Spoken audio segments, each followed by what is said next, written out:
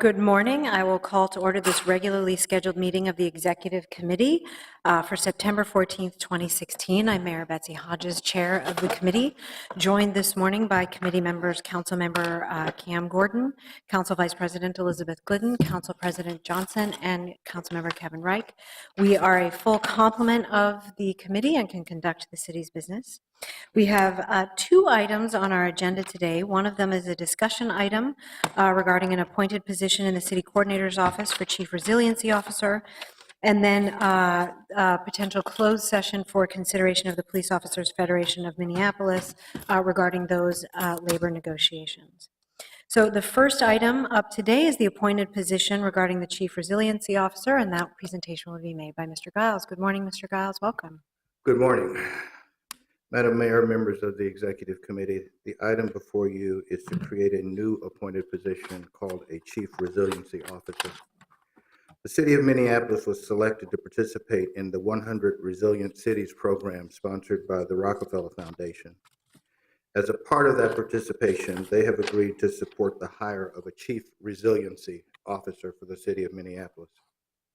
Among other things, the position will be responsible for developing an enterprise-wide process for developing a resiliency strategic plan along with goals and a toolkit, for facilitating the implementation of the resiliency goals and policy, identifying community needs, opportunities, and developing strategies and initiatives around them, creating a comprehensive marketing, communication, and social media strategy, will be a main contact for participation with the other 100 cities participating in the program, coordinating meetings with the mayor, the city council, city coordinator, department directors, and officials from other specialized units, and communicating progress to all of those relevant stakeholders.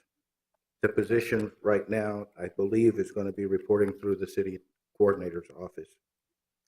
Human Resources Department has evaluated the total scope of work and has determined that the position as Chief Resiliency Officer should be an appointed position at grade 13 with 620 points, and the salary schedule proposed is attached. We're asking that you find that this position meets the criteria necessary for being an appointed position, that you approve the appointed position and the salary schedule. If you have any questions about this, we'd be glad to try to answer them. I have members from the City Coordinator's Office who will assist. Questions for Mr. Giles? Council President Johnson. I think it's probably more for Mr. Cronk, Okay. just about the duties of the resiliency officer. When I look at the specific duties, it talks about assessing and identifying community needs, opportunities, and developing strategic initiatives. Would that include public safety then? Madam Mayor, Council President Johnson, Mr. Cronk. we would certainly incorporate aspects of public safety. The Rockefeller Foundation has a broad definition of resiliency, and in the course of the next few months, we will be helping to refine what that scope of work is, and that will be including input from members of the council and members from the community as well. So that will certainly be part of the conversation. Okay, great. The other thing I would just ask, this position is grant funded then as part of the Rockefeller grant. So then does the position go away then after the grant goes away? Madam Mayor, Council President Johnson, if the position is not funded through the city, then yes, it would go Okay, away. all right, thank you. Other questions?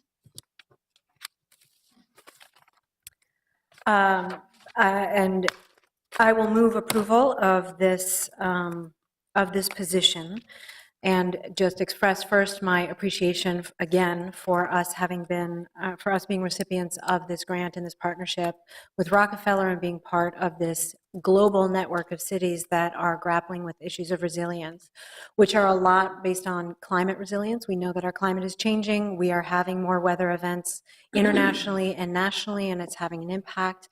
But there is a broad definition of what we need to be resilient of, and some of those are social stressors and social factors as well.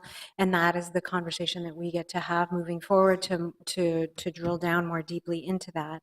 But we get, not only do we have this Chief Resiliency Officer, we have access to a national and global network of people who can provide assistance to us as we decide how we move forward. There are people who stand at the ready to give millions of dollars worth of technical assistance and support to these 100 cities. And this is one step that we get to take. The services that people are giving are worth over $180 million just in US dollars. So excited to have this next step, just this definition, and be able to put it out there as we move forward on this, and appreciate folks' support. So any discussion? Councilmember Reich. Thank you, Madam Mayor. So I think if the promise is to bring in all these additional resources, that will be one of the measures moving forward. Thank you.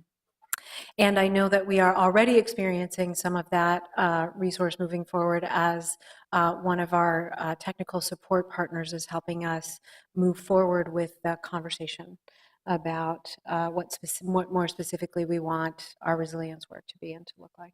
Already we have somebody on board helping with that. So seeing no further discussion, all in approval, please signify by saying aye. Aye. Aye. Opposed, abstentions, that carries. And we will now adjourn to the room next door. Is that 3:15? Oh my God, I'm losing my mind. We will now adjourn to 3:15 for a potential closed session about labor negotiations.